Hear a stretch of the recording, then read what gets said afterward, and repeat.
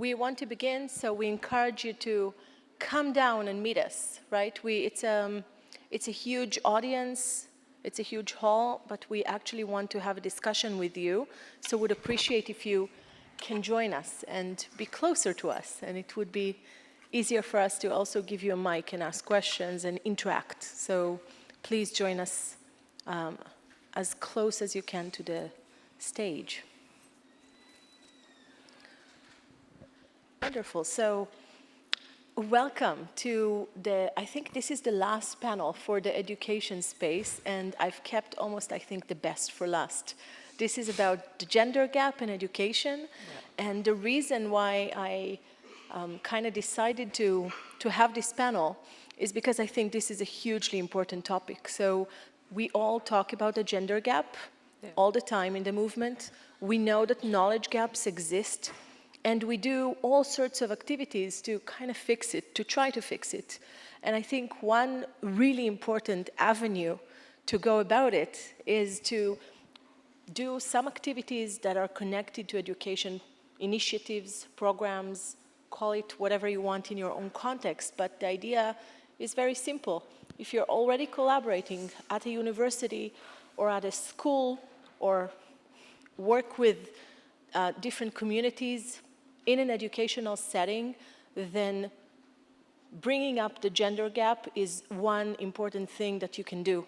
And what I've tried to do today is avoid the good old lecture, right?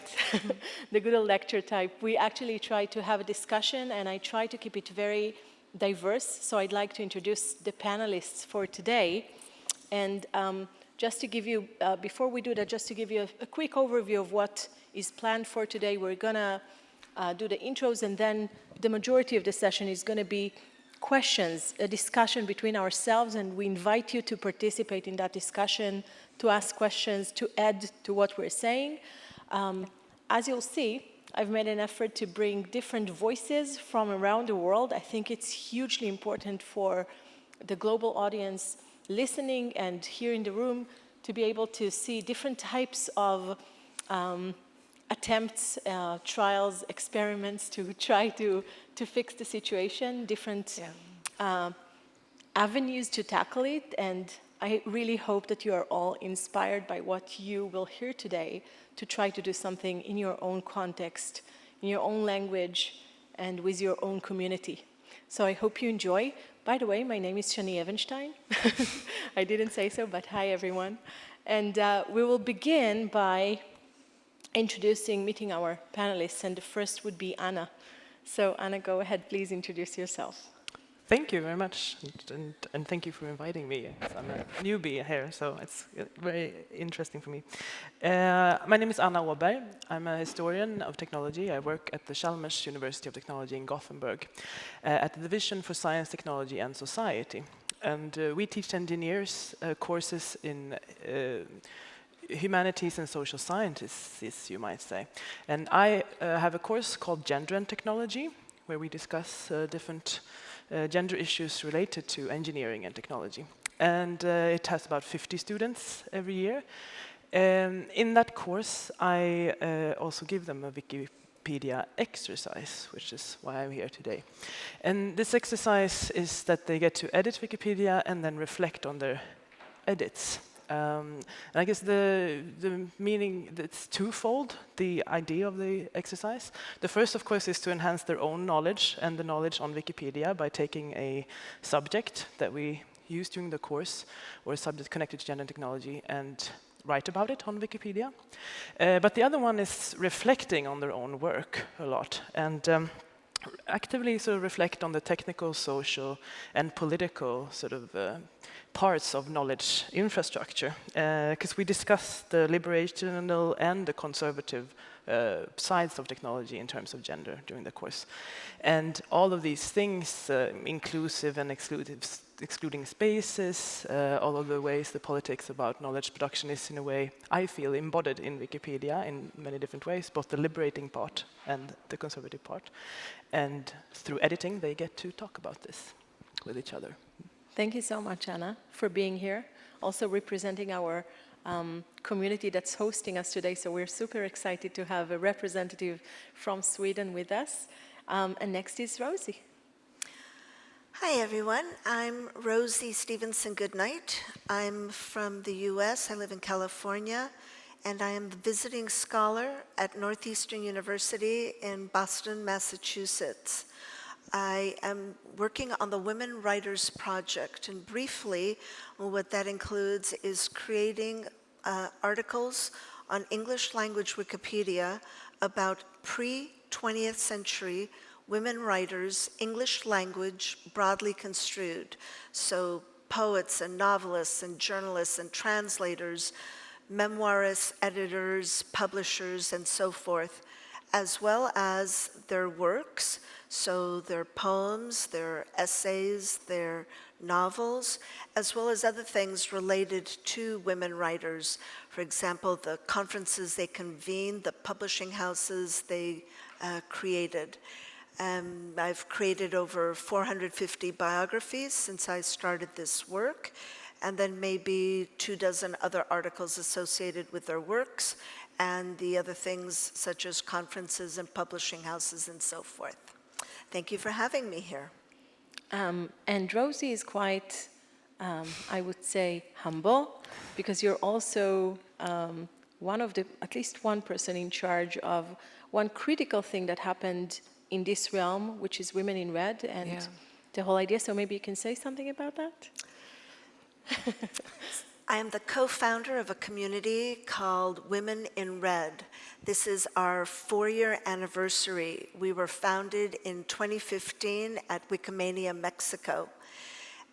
What we do is we create new articles related to women. That's women's biographies, women's works, broadly construed, such as the paintings they painted, the sculptures they sculpted, the schools they founded, the conferences they convened, and then articles about women's issues. Think women's health, women's suffrage, and so forth. We started off in English language, and now we are a community of 24 other languages.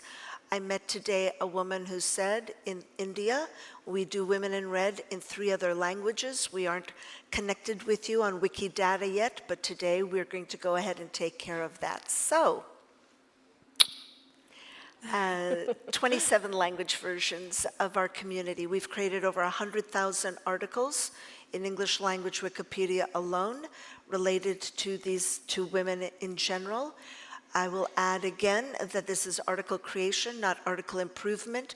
Very important to improve articles also. It's just not within our scope. Someone else works on that.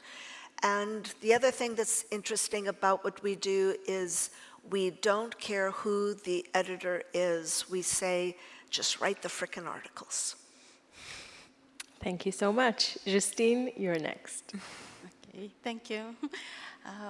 I'm Justine Toms. I'm from Bulgaria, and I'm teaching at New Bulgarian University in Sofia. I teach in Media and Communications department and also on Marketing department students.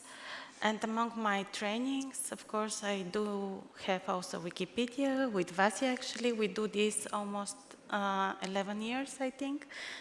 This year will be the 12th year of doing these trainings at the university. So what we have in Bulgaria is that nowadays the gender gap is not that big, but all the Bulgarian women in science, arts, history, they were not very well represented on the Wikipedia. So among our projects during the years, we had also such a mission to accomplish this whole. Of course, it's still there because we have to do quite some work to come over all the history and have an article for each of the acknowledged women in Bulgarian history.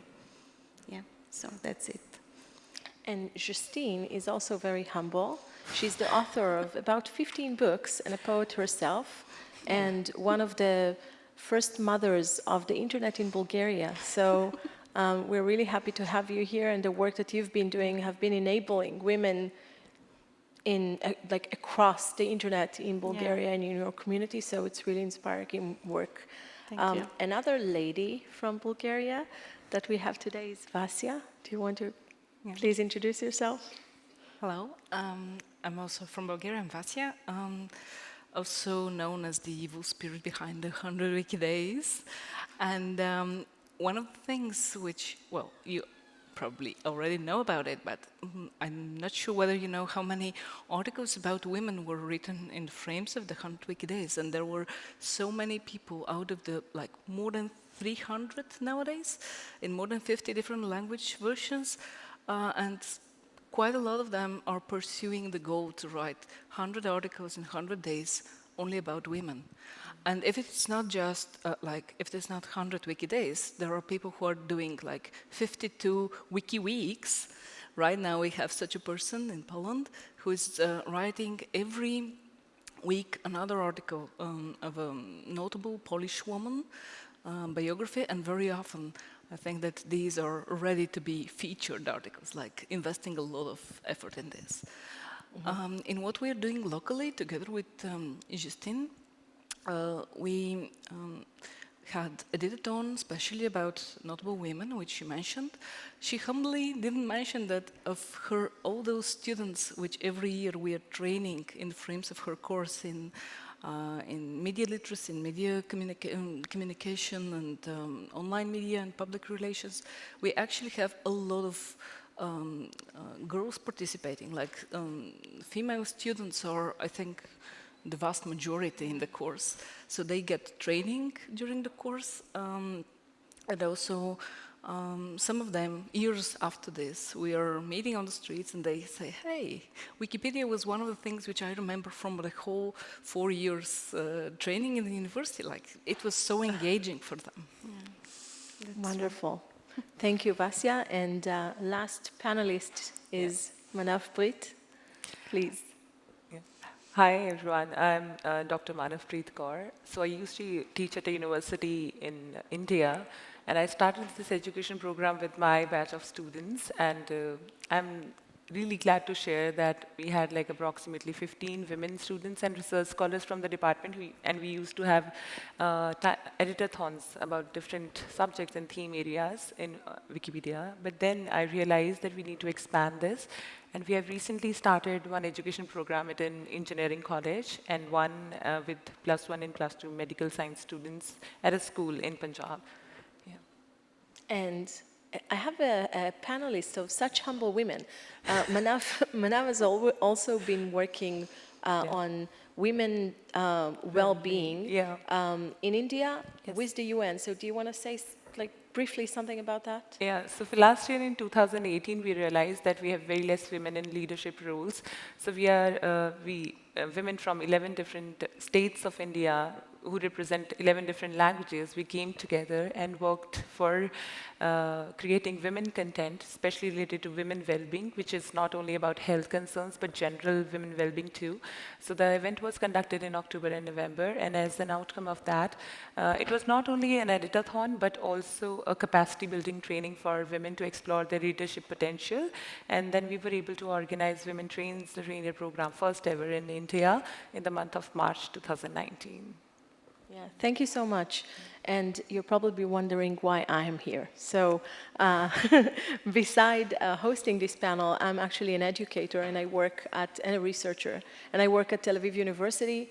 And in 2013, I opened the first 4-credit elective course, I think in the world, to focus on Wikipedia and Wikimedia projects.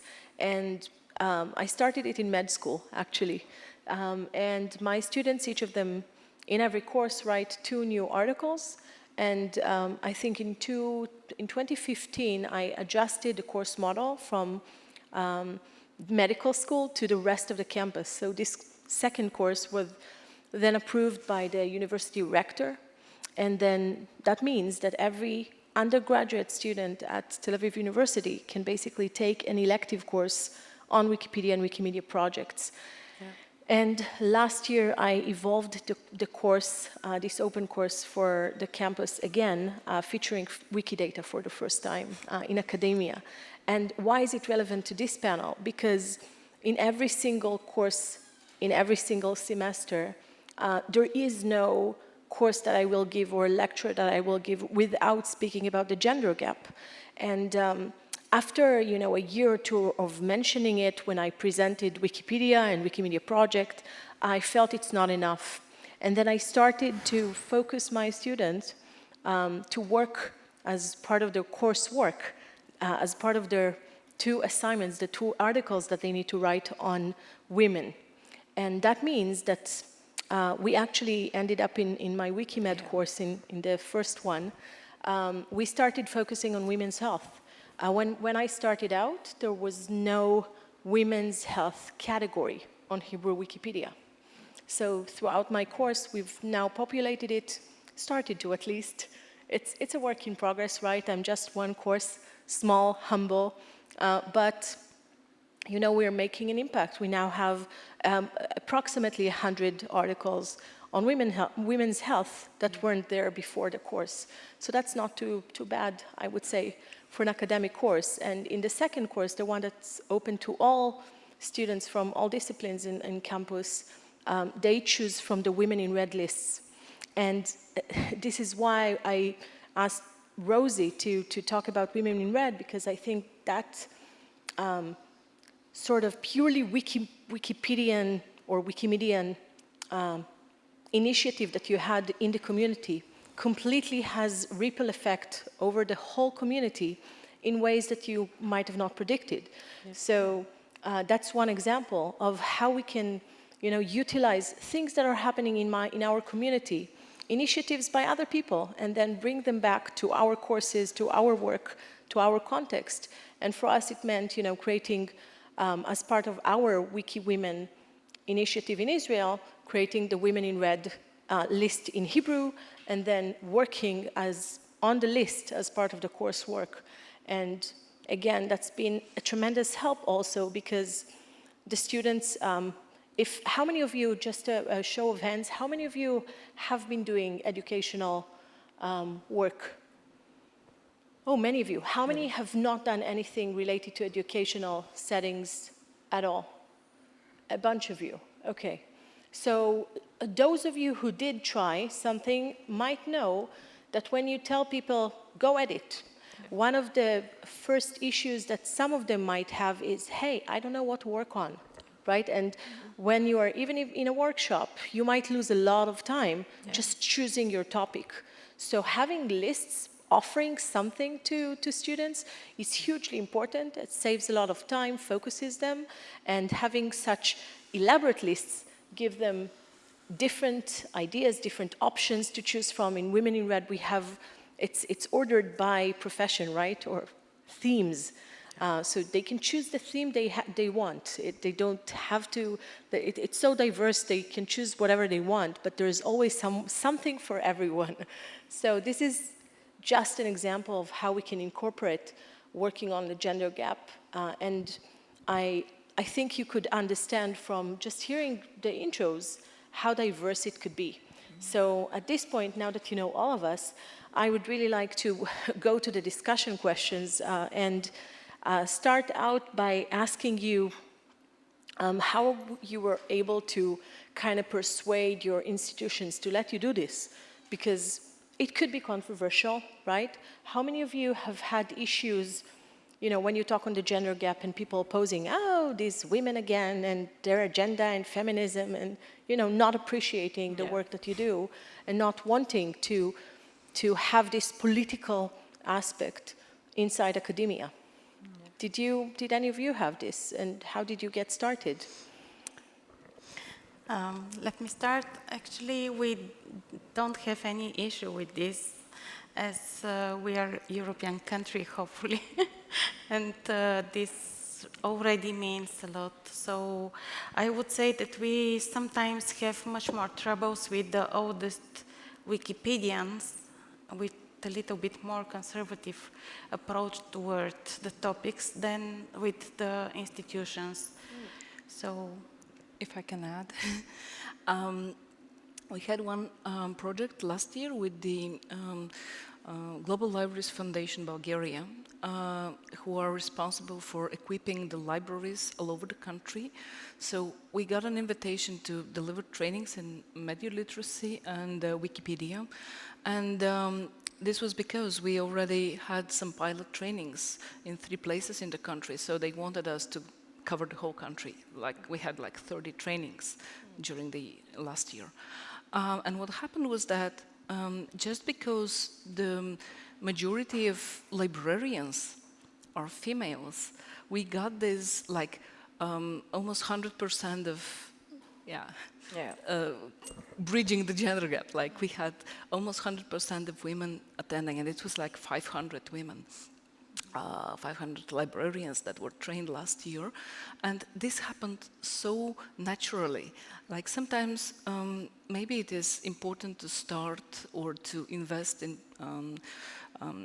wiki education which organically has women as audience and not to fight with institutions. Like the moment when we had this project, this is a good starting point when we start collaborating with other institutions, and we already have overcome this as a challenge, probably.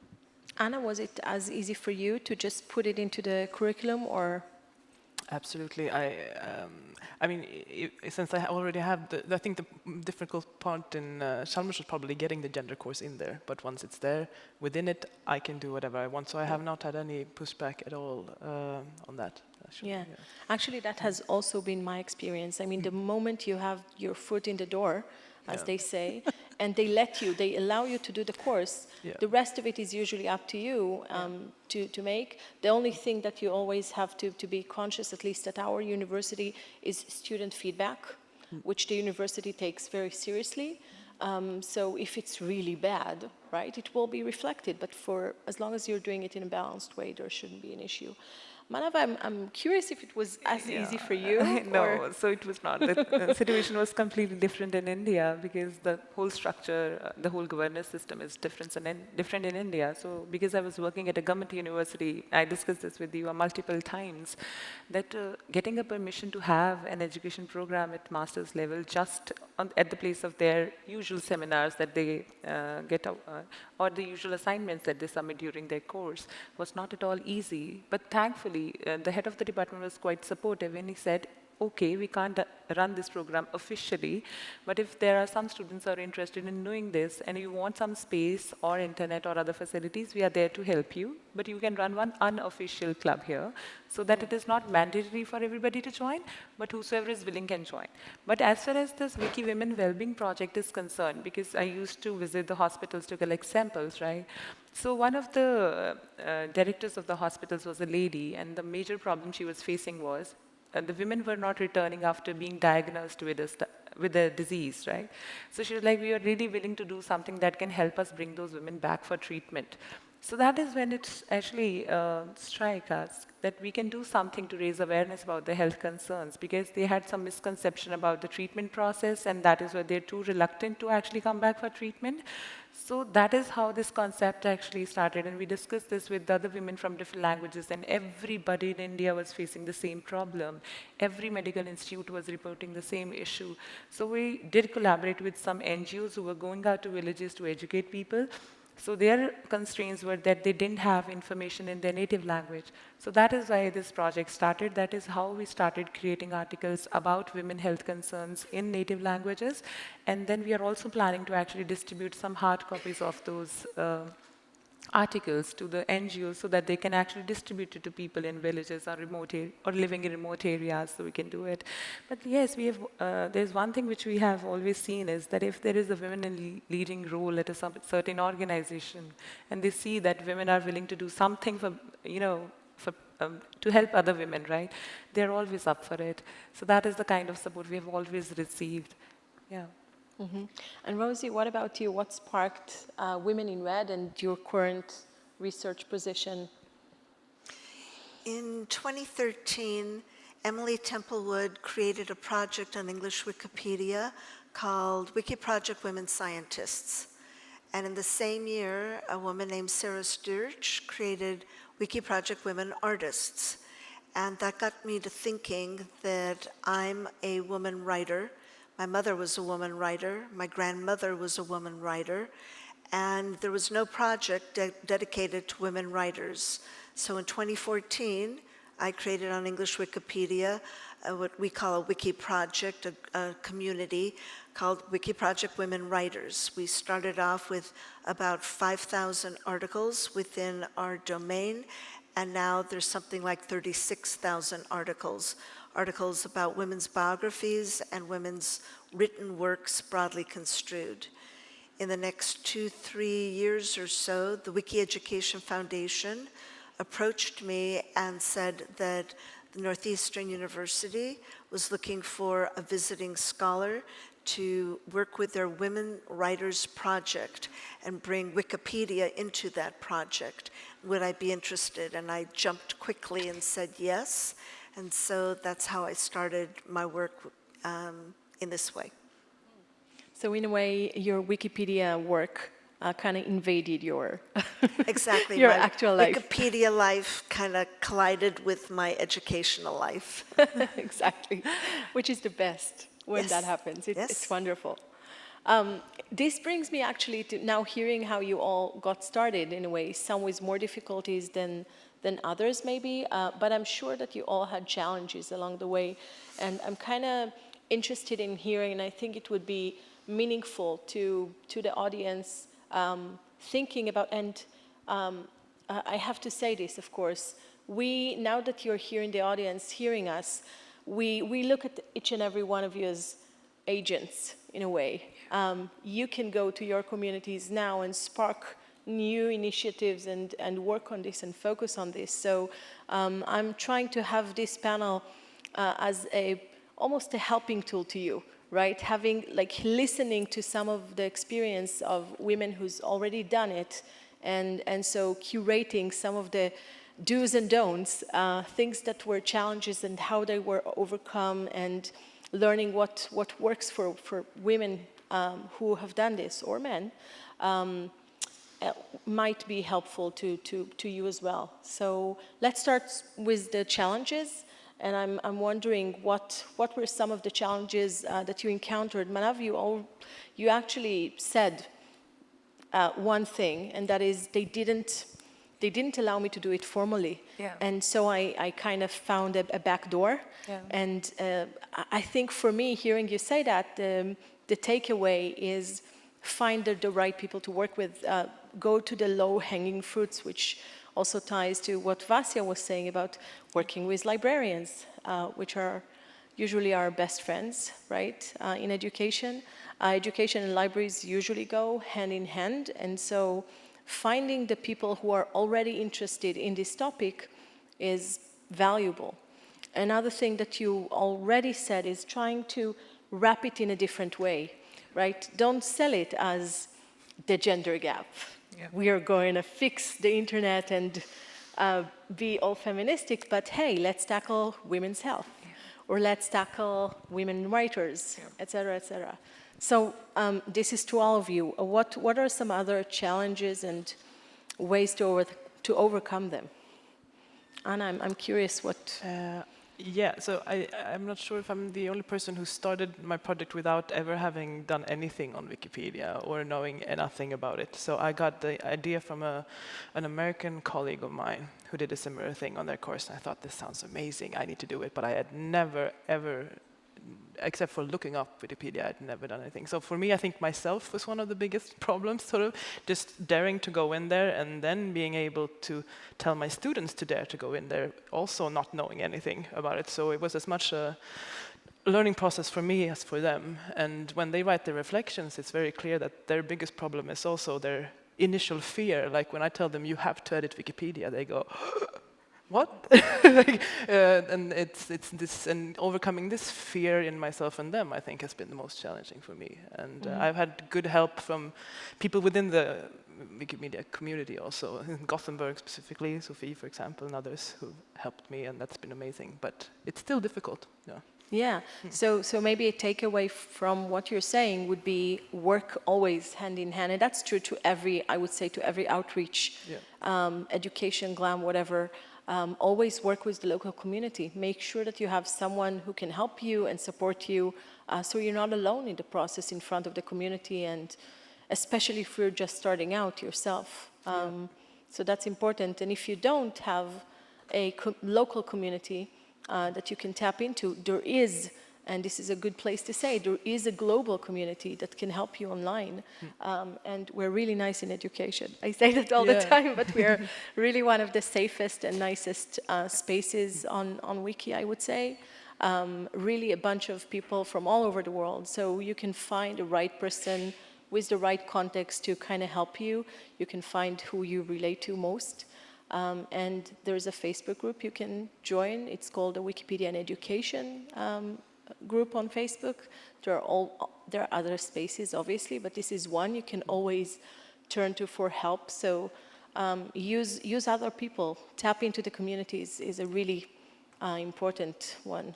Justine, what about you? Had you had any challenges? Sure.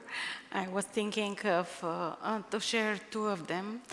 Actually, one is big, and maybe every Wikipedian doing such thing is facing it at the point that when a lot of students create new articles, there is always some admin to go after them, deleting them.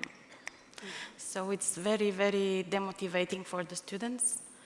And of course, when you write your first articles, they're not perfect. But however, I think it is a big issue, and we have to overcome it in a way. So during the years, we understood it's better to give a call to all the admins, at least to a few of them in front, so they know this is the students' projects and they don't delete. So how did you manage it? Because this is, again, a problem whenever you have an educational project with lots of students writing stuff at the same time. It's always the same thing. I have my solutions, but I'm curious what you did. So the solution was just in front to inform the people that this is the project, please be kind, try not to delete everything at the time, etc. And the other issue that we had during the years is that in the beginning I left freedom to students to choose the topics.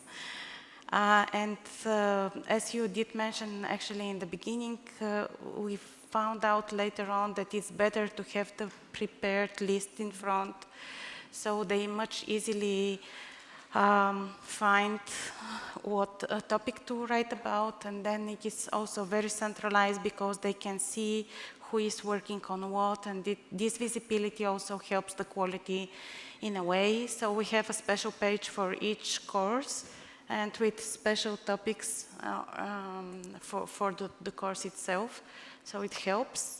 And the third thing is that we sometimes communicate this also on the social media, because this is a way to encourage maybe other people as well to do such kind of projects. Mm-hmm. I would add to what you said about, trying to tackle the gazillion articles suddenly popping up, especially for smaller communities that are not English, could be a huge deal, right? On Hebrew, for instance, the whole community is like 200 active editors, out of which only 70. So when I come in with a class of 50, I mean, it makes a difference. So not only do I have to kind of educate the students that, hey, you have to be mindful, I actually have them work in drafts. And I make them do peer reviews before they even put it in main space. And that's one of the things that have been really helpful and also educational for the students, especially the peer reviewing is a huge learning process for them as well, especially teaching them how to collaboratively work together, how to give feedback to their peers, which for many of them, they're doing for the first time. So it's like, they're a bit uncomfortable at the beginning, but then they get it.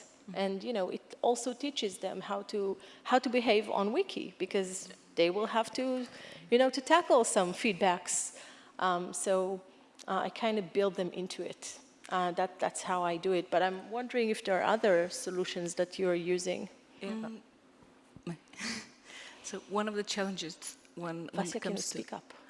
one of the challenges when it comes to writing biographic articles about women traditionally is not ability, lack of sources, but also the internal opposition of a more conservative community. And I'm happy to say ours is not one of them, but from the point of view of one of the international organizers of the CE Spring, I can say that there are some communities in the region where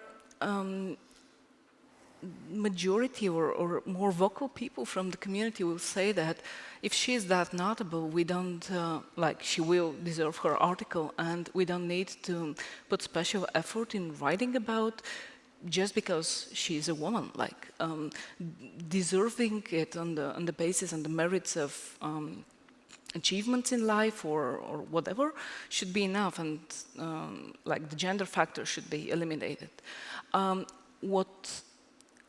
Well, over the years, this used to be an issue, but I think that nowadays, like 4 or 5 years later, since the beginning of the Sea Spring, we managed to solve the problem by making it very clear to all the communities that the category writing about women biographies, like one of the 10, and it's not recommended, it's like obligatory category, they have to live with it. So one way or another, this is one of the priorities when writing in Sea Spring, and one of the categories that is especially, I have to check how it is in the other like 30 communities, but in our community we have 1 out of 6 prizes is especially given to editors who have invested more time in writing more articles or improving the articles about women. So if we have this in different writing competitions or in different content creation efforts, if we have this in mind in advance, and it is conscious effort to have this content, then it's just part of the rules. So Yeah, I would add that, you know, specifically when it comes to the gender gap and other knowledge gaps, but I would say specifically for the gender gap on Wikipedia, one of the important things to do beside your own initiative is to kind of invest in the community, right? Invest in like bringing more people to work with you on this cause, because the more people involved from the community in helping you do this, online, coming to class, I really try to involve my community in the course, in coming to give a lecture about something that they specialize in, because then they are engaged in my course with my students, and they will help them online, and I will have less resistance. And so, yeah, and it's not been easy, right? Some communities really, have clashes about the gender gap and about, wanting to delete articles about women or having so few women to vote when there are someone puts something for deletion, and you don't have enough women to show up to, and that's been a huge deal in our community at least. So investing in the community would be definitely one more thing that you kind of like have to build your community and kind of work in parallel to really succeed, I would say, in your other educational, and I would say in outreach in general. And Rosie, I'm curious if you had the same experience or different challenges that you encountered? Sure. No, my challenges are different. My work is more research related as a visiting scholar, but something similar is building relationships with people who can help you with your work. I started by building relationships with librarians, because they could help in all the ways that librarians can help with research and sources, and they know people, so that was helpful. There are others in my that do visiting scholar work, and though their focus is in other areas, in other universities, we're sort of in the same boat, so it's been helpful to connect with them. What I would really like, what I feel like my biggest challenge is, I wish that there was someone who was doing exactly what I am doing, but doing it at another university and focusing on the same topic, women writers, so that there was someone that I could connect with to have conversations. As it is, searching for sources within such a narrow field, pre-20th century, English language, women writers, broadly construed. It's a lot of work, it's a lot of challenge, and I'm up for the challenge, but it'd be great if there was at least one other person who was doing something similar that could help me with my research. So in a nutshell, that's my biggest hurdle. Hint, hint, people. Okay, yes, thank you, Rosie. So I have to be mindful of time. We have only like 5 more minutes, and I do want to go to best practices and to kind of talk briefly about your plans for the future. And yes, I know, Rosie, do you just want to continue to tell us a bit about what you're planning? I would love to. I had a feeling. I've already explained that I work on something called the Women Writers Project. It has multiple areas. The one I focus on is Wikipedia, but there's another one called Women Writers in Review. Women Writers in Review started about 15 years ago at Brown University, and about 10 years ago or so, it moved to Northeastern University. What it focuses on is the written works of pre-20th century women, English language women writers, and then the review, the critical review of that work, and then professors within that field giving a rating to the critical reception of the work. And I will give you an example. If Jane Doe wrote an essay and someone reviewed the essay, someone at Brown University or Northeastern University has reviewed the review and given it a rating that ranges from very negative, negative neutral, positive, very positive, or not applicable in some cases. There are other tags that have been added to these works, but what I'm focusing on is these ratings of the reviews. Right now, the API exists only at Northeastern University. And while the data is very rich, you actually have to know to go to the Northeastern University website and then find the Women Writers Project and then find Women Writers in Review and scroll around until you finally find some data visualizations. It's not very handy. What I am working on now is a project to copy that, copy that data from Northeastern University and move it into Wikidata so that the whole world has access to it. And then not only access to it, I believe that someone else, somewhere in the world, in some language, must have been doing this work too, assigning a rating to a critical review of some written work. And so I'm hopeful that once I've accomplished what I'm trying to do, with the help of some Wikidatans, because I can't do this by myself, that others will then jump in and start bringing in their work in other languages. So we develop something very rich in Wikidata, because so far, no one has done this. And thank you so much for bringing up Wikidata. On that sense, I can share that I've been experimenting with it in my own course, especially since last year that I've kind of, featured Wikidata in my course. I really wanted to give the students an assignment that's related to Wikidata. And I actually tried to kind of tie it to the gender gap. And what I did is I told my students, just as an experiment, you belong to some kind of faculty at a university. You're affiliated, you study in, it could be anything, right? Because the students come from all over campus. Find out how many women, faculty members you have in your department. And you'll be shocked that most of them are men, especially as you go higher in rank. And why don't you do a query that checks how many of them are on Wikidata, and then add everyone who's missing. So this small exercise, fairly small, right, and then do a query again, just to see if it works, how it works, and what you added, right? And so that created a whole process of students, some of them women, approaching faculty at university and asking for a CV and starting conversations with their superiors just to add some content to Wikidata.